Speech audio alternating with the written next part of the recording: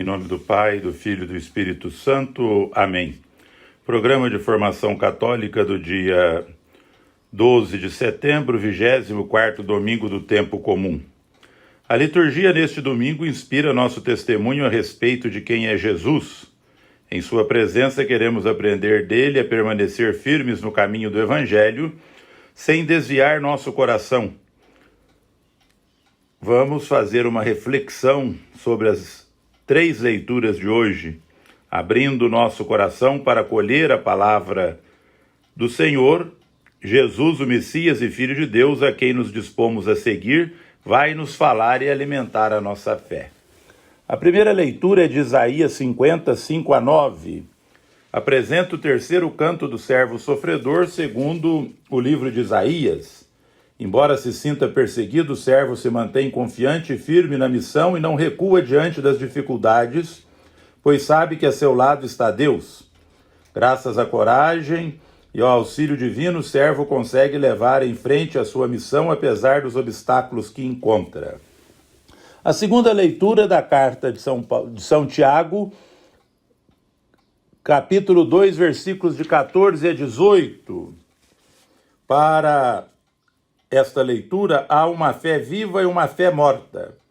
A fé viva é aquela que produz frutos de bem, e a fé morta não produz nenhuma ação concreta, consiste simplesmente num ato intelectual de adesão a uma ideia. Só com desejos ou boas palavras, sem caridade, o indigente não é defendido contra o frio nem a sua fome é saciada. A fé é algo dinâmico que nos leva a nos comprometermos com aquilo em que acreditamos. O evangelho de hoje é de Marcos 8, versículos de 27 a 35. Ao longo de sua missão, Jesus procura averiguar até que ponto sua mensagem está sendo compreendida. A resposta de Pedro indica o compromisso de quem entendeu quem é Jesus e seu projeto. Uma vez aceita a mensagem de Jesus, seu fiel seguidor estará pronto para enfrentar os desafios.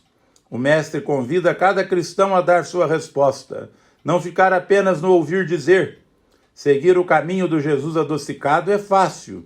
O difícil é seguir o caminho de Jesus na cruz. E a cruz, ela caminha conosco desde que nascemos até quando morremos para nos apresentar diante de Deus. E nesse domingo, a pergunta fundamental é esta: quem é Jesus para você? A pergunta de Jesus aos discípulos se dirige a nós hoje. E vocês, quem dizem que eu sou?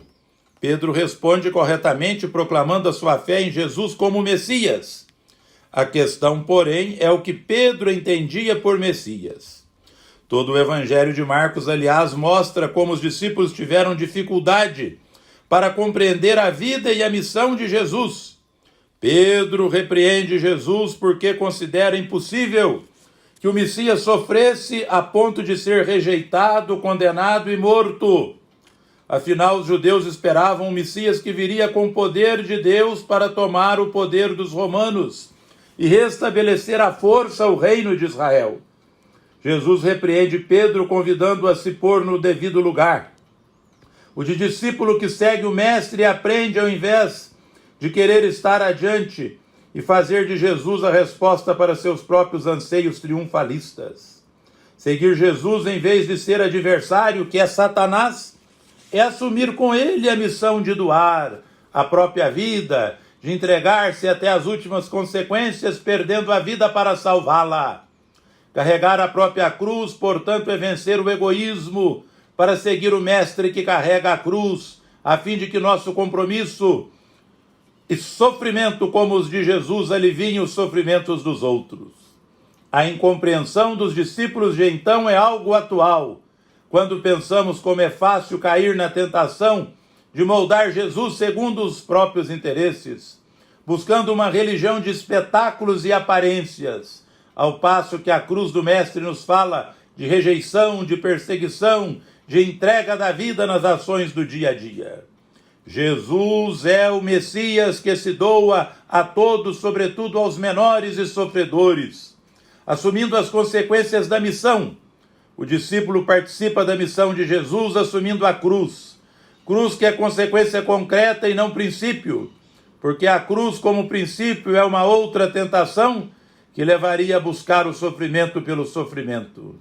O Mestre nos quer participantes de sua missão, não sofredores sem causa. Princípio de vida para os seguidores de Jesus é a misericórdia, que leva à cruz. Jesus nos quer discípulos seus, com a vida que se doa, ganha sentido e se planifica no seio do próprio Deus.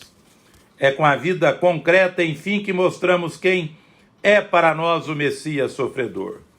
Para valorizar a Bíblia, podemos, neste mês, adotar o costume de ler breve texto em cada dia, neste mês a ela dedicada. Ou participar de alguns encontros de formação bíblica, na comunidade, na paróquia ou mesmo na internet. Por exemplo, os encontros bíblicos realizados pelo CEBI. Este ano a CNBB propõe para a Igreja no Brasil a reflexão sobre a Carta aos Gálatas. Ave Maria, cheia de graça, o Senhor é convosco. Bendita sois vós entre as mulheres e bendito é o fruto do vosso ventre, Jesus. Santa Maria, Mãe de Deus, rogai por nós, pecadores, agora e na hora de nossa morte. Amém. O Senhor esteja convosco, Ele está no meio de nós. Que Deus Todo-Poderoso vos livre sempre de toda adversidade e derrame sobre vós as suas bênçãos. Amém. Torne vossos corações atentos à sua palavra, a fim de que transbordeis de alegria divina. Amém. Assim, abraçando o bem e a justiça, possais correr sempre pelo caminho dos mandamentos divinos e tornar-vos cordeiros dos santos. Amém. Cordeiros dos santos, nós somos chamados a pedir a bênção divina. Abençoe-vos o Deus Todo-Poderoso, Pai, Filho e Espírito Santo. Amém. Um santo domingo para todos. Grande santo, poderoso, nosso amado padroeiro, que morrestes esfolado por Jesus, Deus verdadeiro. Salve, salve, Pai querido, grande São Bartolomeu, dai que um dia, reunidos, vos gozemos lá no céu. Foste apóstolo fervoroso e seguiste o Senhor na virtude, na pureza, no martírio e no amor. Salve, salve, Pai querido, grande São Bartolomeu, dai que um dia, reunidos, vos gozemos lá no céu.